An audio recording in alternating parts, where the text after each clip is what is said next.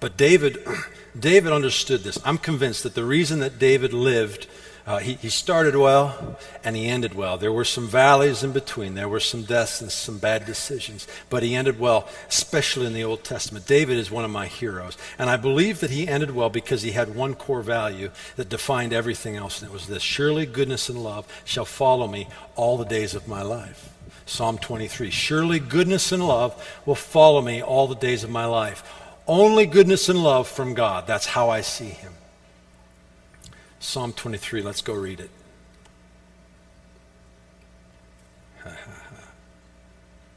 The Lord is my shepherd, I shall not want. He makes me lie down in green pastures. He leads me beside quiet waters. He restores my soul. He guides me in paths of righteousness for his name's sake. What's he doing? He's saying this. There's this declaration going on. Now, David did this. You read his Psalms. Sometimes you chuckle. He's almost bipolar. He's up here, and then he's down here, and he's up here, and he's down here. But in this Psalm, it's like a short encapsulation of what he believes. He's doing this. He's saying, I declare this about my God. He is good. I will follow him. He leads me here. I will follow him. He is a good God. I will follow him. He is. He's good. He's good. He's good. I'll follow him. So it's declarative. But then the language changes all of a sudden, and everybody knows about this. All of a sudden he says this: even though I walk through the valley of the shadow of death, I will fear no evil. The language shifts. See what David does here? He says, I'm following God. I'm following God. He's good. He's good. I'm following him. He's good. He's good. I'm in a valley, and I'm not going to give him credit for it. I'm in a valley. They exist. Life's got valleys. Life's got valleys. But I'm not giving him any credit for it. I think this is huge, see? Because the language shifts again. We keep going. He says this. Verse 5, he says, you prepare a table. Or excuse me, let me go up here. I will fear no evil, for you are with me. You are with me. Your rod and your staff, they comfort me. You prepare a table before me in the presence of my enemies. You anoint my head with oil, my cup overflows. Do you notice that?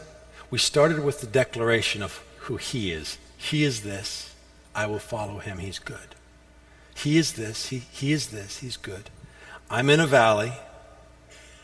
I don't give him credit for it.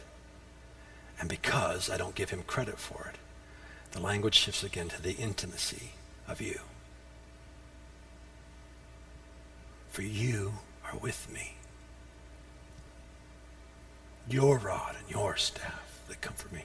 And my favorite part, you prepare a table before me. David is a king. He knows what a table looks like prepared. This wasn't enough. This was more than enough. You prepare a table for me in the presence of my enemies. What's he saying? He's saying, in the valley season, I'm 100% convinced that God only has goodness and love for me. And I have access to all that he has to offer in that season. Here's how we know. He finishes it by making this statement. This is the statement that I'm putting my faith in. He says this: surely goodness and love will follow me all the days of my life, and I will dwell in the house of the Lord forever. Surely goodness and love. He's in the valley. He's in the valley. And he says this: surely goodness and love will follow me all the days of my life, and I will dwell in the house of the Lord forever. This is a faith statement right there. He's in the valley, but somehow dwelling in the house of the Lord forever. 2 Corinthians 2, maybe 14. I didn't write it down, sorry.